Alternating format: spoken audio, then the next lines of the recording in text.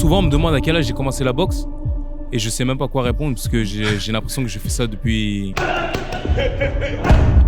toujours en fait. Donc, c'est fait naturellement. C'est lequel qui t'impressionne le plus? Celui qui m'impressionne, il y a personne qui m'impressionne vraiment tant que ça. Moi, il m'en faut beaucoup pour m'impressionner. J'ai boxé des champions du monde, des champions olympiques, des champions d'Asie. Je suis pas un débutant. C'est mon 5e combat pro, mais je ne suis pas un débutant. Say I'm different, taking all the keys and I leave them. And they gotta say what I wish for, but it's too late. With the fall, with the best now, with the go. Salut Victor, comment tu vas? Salut, ça va super bien, super bien. Un plaisir de te recevoir ici à quelques jours, semaines de ton combat au Zénith. Tout d'abord, comment s'est passée ta préparation et où est-ce que tu t'es entraîné dans un premier temps? Alors, moi, il faut savoir que je suis un boxeur je m'arrête jamais. Donc, j'ai boxé mon dernier combat. Ouais. J'ai boxé mon dernier combat en février. Ensuite, après ça, il y a eu le ramadan, mais même pendant le ramadan, je m'entraînais avec mon préparateur physique. Donc, j'ai fait en sorte de rester assez prêt. Et puis là, on a réactivé un peu, parce que je crois qu'on a 6 ou 7 semaines du combat encore. C'est ça. Ouais. Donc, on booste encore un peu avant de redescendre tout doucement et refaire du jus, mais on se sent bien. Pour toi, c'est important cette activité dans ce début de carrière-là, notamment? Oui, de rester actif comme ça? C'est très important parce qu'au début, c'est là qu'on prend ses marques. Ouais. C'est là qu'on prend de l'expérience. Et c'est pour ça que j'ai envie de beaucoup boxer. C'est parce que mon début de carrière, ça fait 2 ans que je suis passé pro. J'ai que 4 combats. Donc, je pense qu'il faut s'activer un peu plus. Donc, c'est important de boxer assez souvent. J'aimerais bien boxer là le 13 juin. Si je peux boxer encore 3 fois après, d'ici la fin d'année, ce serait super. D'accord. Pour revenir un peu au début de carrière, sachant que tu viens d'une grande famille de boxeurs, est-ce que ça a été naturel pour toi de te plonger dans le noblard ou pas du tout? Ouais. Pour moi, en fait, c'est... Souvent, on me demande à quel âge j'ai commencé la boxe et je sais même pas quoi répondre parce que j'ai l'impression que je fais ça depuis toujours, en fait. Donc, c'est fait naturellement. Mon père faisait de la boxe, ma grande sœur en faisait, mon grand frère en faisait. Donc, j'ai suivi le move. J'ai jamais fait d'autres sports. Donc, c'est venu assez naturellement. D'accord. On a vu ton frère, justement, ton grand frère, s'entraîner plusieurs fois à l'étranger pendant ses préparations. Est-ce que toi, tu as pu faire de même? Et est-ce que tu penses que c'est essentiel aujourd'hui pour passer au niveau supérieur ou pas du tout? En France, il y a tout ce qu'il faut. Je pense que j'ai fait des préparations aux États-Unis, Ok. à San Francisco. J'en ai fait plusieurs à Las Vegas, plusieurs à San Francisco, aussi à Londres. Avec Virgil Hunter, notamment? Avec Virgil Hunter aussi et d'autres, Jeff Rael ou même à Las Vegas avec d'autres coachs. Ah, pas mal. Et je pense que pour arriver au niveau supérieur, peut-être qu'il faut peut-être s'expatrier. Mais c'est dommage parce qu'en France, on manque pas de talent. Je pense que c'est juste peut-être les moyens qui manquent. Donc, s'expatrier pour aller chercher les moyens, ouais, pourquoi pas. Mais sinon, moi, à choisir, je préférerais rester en France, tu vois, parce qu'il y a des très bons sparring. Quand je suis ici, je tourne avec Bakary, avec Souleymane aussi qui vient souvent ici. Ouais. Donc, il y a de quoi faire. Mais voilà. Est-ce que tu sens une certaine pression, une certaine attente du public du fait que tu sois le petit frère d'un médaillé d'or olympique? Et si oui, comment est-ce que tu gères cette pression? Est-ce que tu l'utilises à ton avantage ou tu ressens pas du tout de pression? Je sais qu'il y en a. Ok. Je me doute que certaines personnes ont des attentes ou quelque chose, mais moi, j'y prête pas forcément attention. Moi, je le dis toujours, je boxe, c'est pour moi. Que la soie, elle soit vide ou qu'elle soit pleine. Si je gagne, si je perds, ça me fait le même effet. Ouais. Ça me fait le même effet, donc en soi, j'y prête pas attention. Tu boxes dans la catégorie des super welter, c'est ça? C'est ça. Exact. Ah, parfait. On sait qu'on voit que dans ta catégorie, là, notamment au niveau des champions, ça bouge beaucoup. Ouais. Ça a beaucoup bougé ces derniers temps, Fondora, etc., etc. Toi, tu te verrais où dans 5 ans? Notamment dans ce contentieux-là. Où est-ce que tu te verrais? Où est-ce que tu te situerais? Parce que là, on sait que tu n'as que 4 combats. Ouais. C'est pour ça que je vois un peu sur large, mais Ouais. tu as quand même un background, un pedigree amateur. Tu as été quelqu'un de solide. On a vu que tu avais de très bons fondamentaux. Où est-ce que tu te verrais dans 5 ans dans la boxe? Ouais, forcément. C'est dans 5 ans, je me vois encore dans la boxe. Non, où est-ce que tu te verrais dans la boxe? Dans la boxe, où est-ce que je me verrais? Ouais, exactement, ouais, c'est ça. Dans 5 ans, si ça évolue bien, j'aimerais bien être proche d'un championnat du monde ou voir champion du monde. Très bien. Dans 5 ans, ça me fait quel âge? Ça me fait 30 ans. Ouais. Donc, ouais, j'aimerais bien être champion du monde. Forcément. Après, dans cette catégorie, il y a beaucoup de concurrence. C'est lequel qui Je suis t'impressionne en- le plus? Je suis en super welter. Celui qui m'impressionne, il y a personne qui m'impressionne vraiment tant que ça. Moi, il m'en faut beaucoup pour m'impressionner.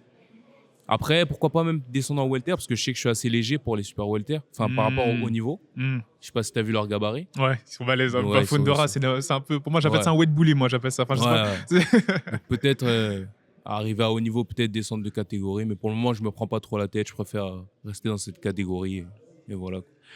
Quel a été le plus gros changement que tu as pu sentir lors de ton passage amateur à pro? Le plus gros changement, je pense que c'est le rythme. Ok. Le rythme en amateur, il y a beaucoup plus de rythme. Mais moi, ça m'arrange parce que du coup, quand on met moins de rythme, c'est le meilleur boxeur qui souvent prend le dessus. Ouais. Et techniquement, c'est pas pour me jeter des fleurs, mais c'est rare que je tombe sur quelqu'un qui est meilleur que moi techniquement.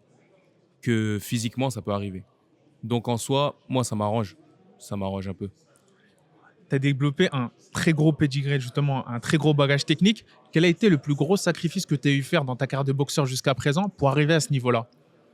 Bah, je pense comme tous les boxeurs, la nourriture déjà. La nourriture. Quand tu es en équipe de France et que vous partez des fois pendant 2-3 mois, vous voyez pas vos familles, vous allez dans tel pays, tel pays, tel pays. C'est des sacrifices. Mais après, comme je t'ai dit, moi, je suis quelqu'un qui a commencé la boxe tôt. Donc, j'ai Très tôt. commencé aussi à faire ce genre de sacrifice tôt, dès l'âge de 14 ans. Donc, c'est limite, je ne le vois même plus comme des sacrifices. J'en ai conscience, mais je suis habitué, tu vois. Je me dis que c'est le jeu, c'est ce que je veux. Donc, ça fait partie du... C'est un packaging, il faut le prendre en entier, tu vois. Mhm. On voit que ce soit dans le sport du MMA ou autre, les gens ils ont tendance à vouloir passer professionnel très très tôt. Toi, est-ce que tu peux nous parler un peu des bénéfices d'avoir un tel bagage amateur, d'avoir fait tous ces tournois internationaux avec l'équipe de France? Est-ce que tu penses que c'est essentiel pour performer chez les pros aujourd'hui? Je pense que les boxeurs pros qui ont fait une assez longue carrière ou assez bonne carrière en amateur partent avec un avantage technique déjà. Parce qu'on a souvent, ceux qui ont fait de l'international, on a rencontré tout type de boxeurs. Mhm. Moi, j'ai boxé des champions du monde, des champions olympiques, des champions d'Asie, tu vois ce que je veux dire. Donc, j'ai emmagasiné pas mal d'expériences. Donc, je pense que c'est un avantage et ça permet même d'aller un peu plus vite quand on passe chez les pros, plutôt que de passer par 10 combats où tu boxes des adversaires un peu pas trop forts, tu vois, histoire de se faire la main. Tu vois. Ouais. Moi, en soi, là, j'ai 4 combats. Mon 5e adversaire, ça va être un bon, tu vois ce que je veux dire. Mais je suis pas un débutant. C'est mon 5e combat pro, mais je ne suis pas un débutant. Est-ce qu'il y a un boxeur qui a inspiré ton style de boxe en particulier ou pas du tout? Tu t'es créé le... Enfin, voilà, c'est vraiment pas pour dire est-ce que tu as copié sur quelqu'un, mais est-ce qu'il y a quelqu'un... Est-ce que quand tu boxais, notamment chez les amateurs, quand tu as commencé la boxe, Ouais. est-ce qu'il y en a un, il y a un style qui t'a particulièrement attiré? Un boxeur en particulier? En vrai, moi, je regarde beaucoup de boxeurs. Ok. Ce qui veut dire que je pioche un peu chez chacun ce que j'aime. Et c'est pour ça d'ailleurs que j'ai une grande palette technique. C'est parce que je fais un peu de tout. Tu vois, je peux avancer, je peux reculer, je peux être technique, je peux des fois durcir. Après, forcément, j'ai des choses où je suis plus à l'aise que dans d'autres. Mais après, en ce moment, par exemple, je regarde Bivol, Dimitri Bivol. En ce moment, c'est un boxeur que j'aime bien. Mais sinon, je me suis inspiré de tellement de boxeurs. Il y en a, je pourrais même pas. Il y a Félix Savon en amateur. Chez les pros, tu as Roy Jones. Roy Jones, c'est mon boxeur. Floyd Mayweather. Non, vraiment, il y en a beaucoup.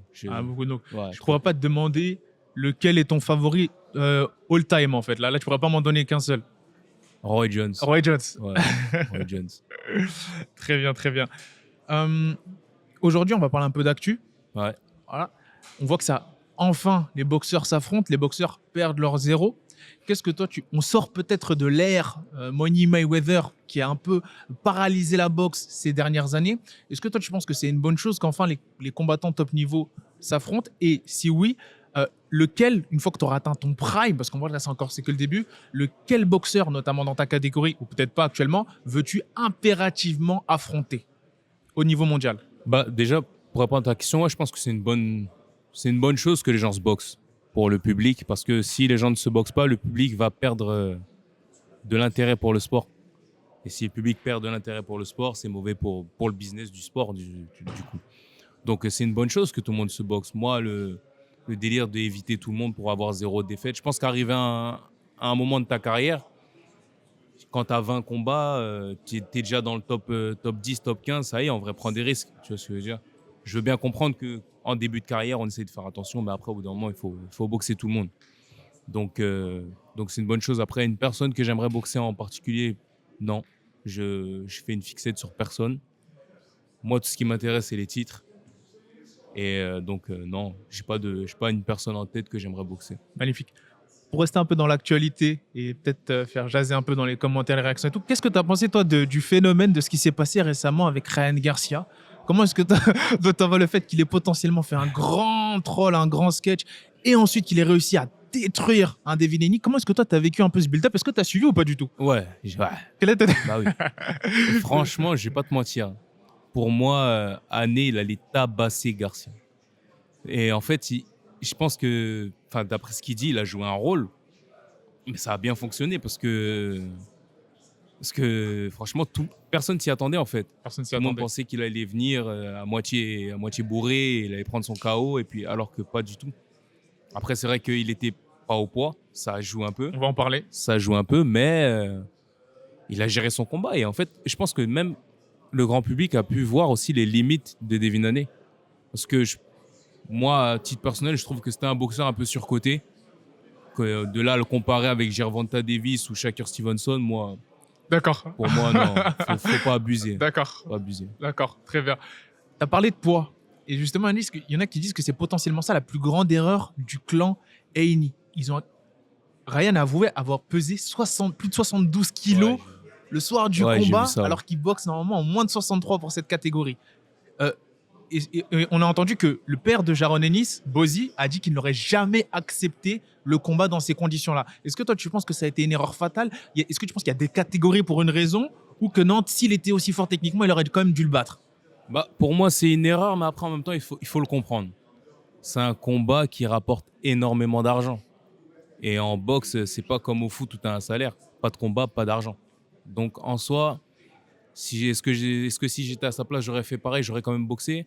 Je pense que oui, j'aurais boxé. Et en plus, dans tous les cas, il reste champion, même si dans le moral des gens, c'est un peu bizarre, tu vois, mais il est toujours champion et il a pris son argent. Donc, mais ouais, le poids, ça joue beaucoup, hein. C'est pour ça que même d'ailleurs, que tout à l'heure, je te disais que peut-être qu'à haut niveau, je vais descendre parce qu'il y a énormément de boxeurs qui font ça. Moi, je suis en 69,8, mais le jour du combat, je suis à 72, 73, tu vois. Ouais, Que tu as des boxeurs dans cette catégorie-là, le lendemain, ils sont 79. dinguerie. Et donc, Dinguerie. je vais peut-être finir par être désavantagé à haut niveau, tu vois. Donc, en soi, non, le poids, ça joue énormément. Magnifique. Bah, écoute, un plaisir d'avoir échangé avec toi. Où est-ce qu'on peut te suivre sur les réseaux sociaux? Mon Instagram, Victor Yoka. Partout, c'est Victor Yoka.